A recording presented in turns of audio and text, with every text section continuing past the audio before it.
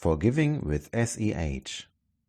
When we hold and feel each other, then we can best forgive for the small annoyances in everyday life and also for the bigger ones. If we use our hugs regularly and consciously for this purpose, then we discharge the negative emotional energies that might otherwise build up and harm us or our energetic healing partner.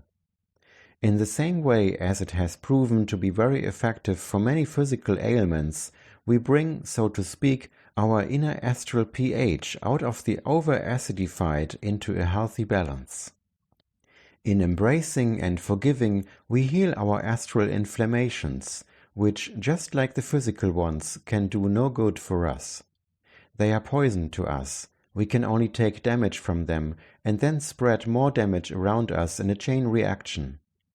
Some things want and need to be cleared up verbally and in deeds before we can forgive. But at some point it will be time.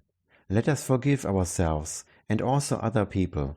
They are the cosmic reflections of us in our outer world. Forgiveness brings us into balance with ourselves. Let's do it for ourselves. We have deserved it.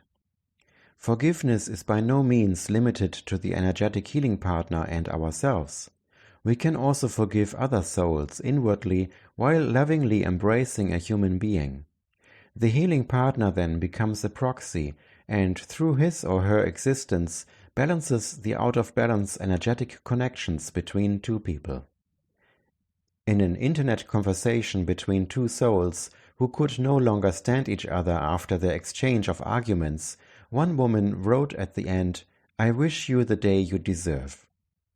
This sentence made me laugh. We can interpret it as a nasty curse or a loving blessing.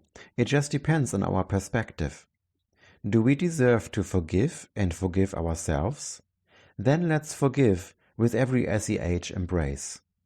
If we can't think of anything specific, then we can forgive ourselves and the energetic healing partner for being human. It feels good either way and is guaranteed to bring us into our heart chakra.